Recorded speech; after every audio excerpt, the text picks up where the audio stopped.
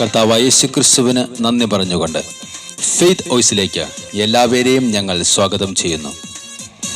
വിശുദ്ധ മത്തായിയുടെ സുവിശേഷം 18-ാം അധ്യായം 20-ാം തിരുവചനം ഇങ്ങനെ വെളിപ്പെടുത്തുന്നു: 2-3 പേർ എൻ്റെ നാമത്തിൽ ഒരുമിച്ച് കൂടുന്നിടത്ത് അവരുടെ മധ്യേ ഞാൻ ഉണ്ടായിരിക്കും. ക്രിസ്തുവിൽ പ്രിയപ്പെട്ടവരെ, ഉയർത്തെഴുന്നേറ്റ യേശുവിനെ എനിക്ക് ഒന്ന് കാണുവാൻ, അനുഭവിച്ചറിയുവാൻ സാധിക്കുന്നില്ല എന്നോർത്ത് വിഷമിക്കുന്നവർക്ക് യേശു വാഗ്ദാനം ചെയ്യുന്നു, 2-3 പേർ എൻ്റെ നാമത്തിൽ ഒരുമിച്ച് കൂടുന്നിടത്ത് അവരുടെ മധ്യേ ഞാൻ ഉണ്ടായിരിക്കും. എമ്മാവുസിലേക്ക് പോയ സാധാരണക്കാരായ 2 ശിഷ്യന്മാർ യേശുവിനെ പറ്റി സംസാരിച്ചു കൊണ്ടുപോകുമ്പോൾ യേശു അവരോടൊപ്പം എത്തി വാഗ്ദാനം നിറവേറ്റുകയാണ്. ഇന്ന് ആരെല്ലാം യേശുവിന്റെ നാമത്തിൽ ഒരുമിച്ച് കൂടുന്നുവോ അവരോടൊപ്പം യേശു ഉണ്ടായിരിക്കും. എമ്മാവുസിലേക്ക് പോയ ശിഷ്യന്മാർക്ക് യേശു വചനം വ്യാഖ്യാനിച്ചു കൊടുത്തപ്പോൾ അവരുടെ ഹൃദയം ജ്വലിച്ചിരുന്നതുപോലെ നമ്മൾ വായിക്കുന്ന വചനങ്ങൾ, കേൾക്കുന്ന വചനങ്ങൾ രക്ഷാകരമായ ഒരു ജ്വലനം നമ്മുടെ ഹൃദയങ്ങൾക്ക് ഇന്ന് നൽകും. അതുകൊണ്ട് ഭൂമിയിൽ നിങ്ങളിൽ 2 പേർ യോജിച്ചു ചോദിക്കുന്ന ഏത് കാര്യവും എന്റെ സ്വർഗസ്ഥനായ പിതാവ് നിറവേറ്റിത്തരും എന്ന് യേശു വീണ്ടും വാഗ്ദാനം ചെയ്യുകയാണ്. ഉയർത്തെഴുന്നേറ്റ യേശുവിനെ പ്രാർത്ഥനയിലൂടെയും തിരുവചനത്തിലൂടെയും അവിടുത്തെ നാമത്തിൽ ഒന്നിച്ചു കൂടുന്നതിലൂടെയും നമുക്ക് കണ്ടെത്താം. അതുവഴി യേശുവിന്റെ അനുഗ്രഹങ്ങൾ നമുക്ക് ലഭിക്കും. നമുക്കൊരു രക്ഷകനുണ്ട്, പാപിയെ പരിശുദ്ധനാക്കുന്ന രക്ഷകൻ, മരിച്ചു മരവിച്ച മനസ്സുകളെ ഉയർപ്പിക്കുന്ന രക്ഷകൻ, ദരിദ്രനെ സമ്പന്നനാക്കുന്ന രക്ഷകൻ കർത്താവായ യേശുക്രിസ്തു. കൊരിന്തോസർക്ക് എഴുതിയ ലേഖനം 16-ാം അധ്യായം വിളിച്ചു പറയുന്നു: നിങ്ങൾ ജാഗരൂകരായിരിക്കുവിൻ, വിശ്വാസത്തിൽ ഉറച്ചു നിൽക്കുവിൻ, പൗരുഷവും കരുത്തും ഉള്ളവരായിരിക്കുവിൻ, നിങ്ങളുടെ സകല കാര്യങ്ങളും സ്നേഹത്തോടെ നിർവഹിക്കുവിൻ. നമ്മുടെ ജീവിതം ദൈവത്തിന്റെ ദാനമാണ്. നിത്യജീവനിലേക്ക് പ്രവേശിക്കുവാനുള്ള വലിയ ഒരു ഭാഗ്യമാണ് നമുക്ക് ലഭിച്ചിരിക്കുന്നത്.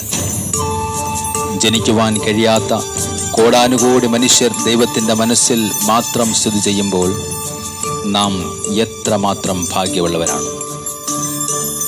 നമ്മുടെ ഇന്നത്തെ കഷ്ടതകൾ ഓർത്ത് വ്യസനിക്കാതെ ജീവിക്കുവാൻ തന്ന ദൈവത്തിന്റെ വിളി കേട്ട് മരണത്തെ ജയിച്ച കർത്താവിനോടൊപ്പം എനിക്കും ഒരു ഉയർത്തെഴുന്നേൽപ്പ് നൽകണമേ കർത്താവേ എന്ന് പ്രാർത്ഥിക്കാം. നമുക്ക് വിശ്വസിക്കാം, അവിടുത്തേക്ക് നന്ദി പറയാം, അവിടുത്തെ സാന്നിധ്യം നമുക്ക് തിരിച്ചറിയാം.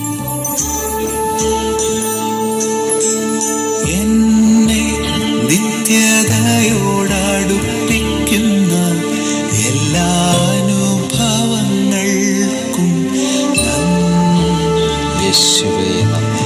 എന്നെ നല്ല ശിഷ്യനാക്കിയിടുന്ന എല്ലാ കുരിശുകൾക്കും നാഥാനന്ദി.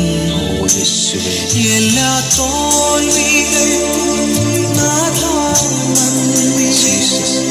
നിന്റെ മുഖം കാണുവാൻ അത് നിമിത്തമായി എല്ലാ കണ്ണുനീരിനും നാഥാനന്ദി. നിന്റെ സാന്നിധ്യമറിയാൻ ഇടയായി താഴ്വരയിൽ മുള്ളുകളിൽ പനിനീർപ്പൂ ശോധനയിൽ ചൂളയതിൽ പൊന്നുപോലെ ഉയർച്ചയിലും താഴ്ചയിലും സാന്നിധ്യം മാത്രം മതി. ജീവനിലും നാഥ സാന്നിധ്യം മതി. യേശുവേ സാന്നിധ്യം മതി. എന്നെ നിത്യതയോടടുപ്പിക്കുന്ന എല്ലാ അനുഭവങ്ങൾക്കും യേശുവേ നന്ദി. എന്നെ നല്ല ശിഷ്യനാക്കിയിടുന്ന എല്ലാ കുരിശുകൾക്കും നാഥാനന്ദി.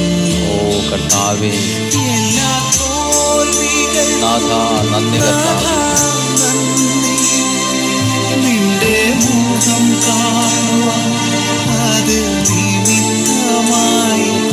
എല്ലാ കണ്ണുനീരിനും നാഥാ നന്ദി. യേശുവേ, നിന്റെ സാന്നിധ്യമറിയാൻ ഇടയായി. താഴ്വരയിൽ മുള്ളുകളിൽ പനിനീർപ്പൂ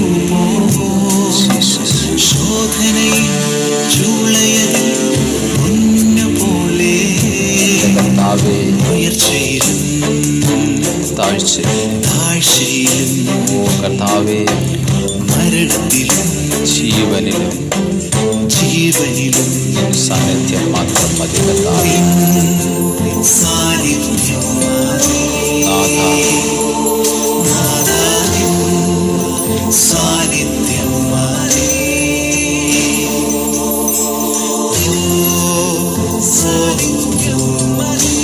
കർത്താവേ, നിന്റെ സാന്നിധ്യം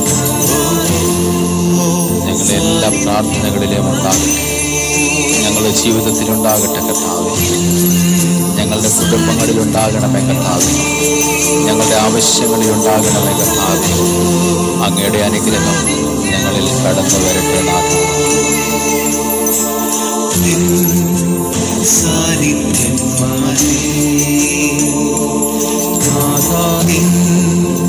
സാന്നിധ്യം